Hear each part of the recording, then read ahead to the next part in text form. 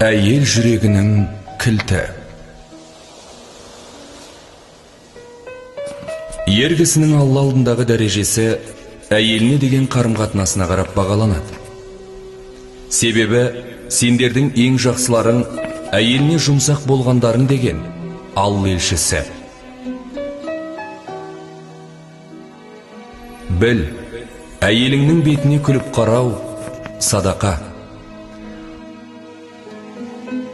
Алақанымен әйелінің аузына бір түйір нан салған адам Алланың алдында өз сыйын алады делінген хадисте.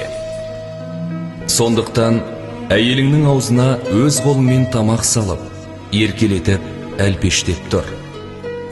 Әйеліңнің ішкен ыдысынан сен де тамақ іш, оған өзіңнің нәзік сезіміңді көрсет.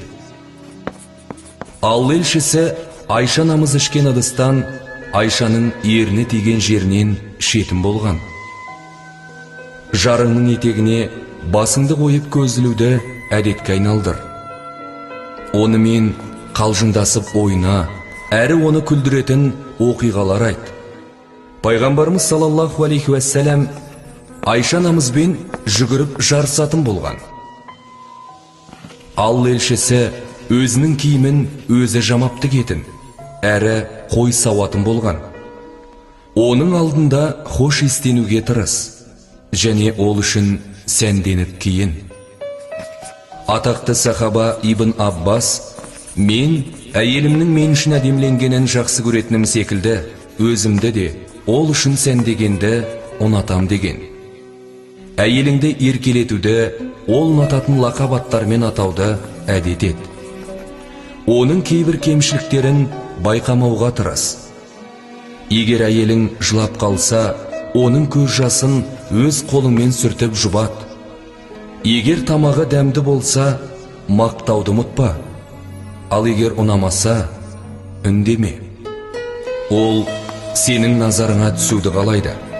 Сенен алғыс күтеді. Оған қиын-қыстау кезде қамқор бол. Әйеліңнің құлшылығына жәрдем ет. Әйеліңе сенім арт, әрі оны Аллаға тапсыр. Үйіңнен жұмысқа шығарда әйеліңнің маңдайынан иіскеуді ұмытпа. Әйеліңе сен үшін әдеміленіп, хош иістенуіне мүмкіндік бер. Оның ұялы телефонына оның сүйікті сөздерін жазып жіберуді әдетке айналдыр. Сүйіктіңді сыйлықтармен, жылы сөздермен тәрбиеле. Есіңде болсын, Алланың мейірімі болмаса, ешкім өзінің сымбатымен, не ақыл парасатымен жан ұяны ұстап тұра алмайды. Сондықтан әрбір ер адам Раббымыз, жұбайларымызды және ұрпақтарымызды көзіміздің қуаныш ет, әрі бізді тақуалардың алды ете көр деп дұға етуі міндет.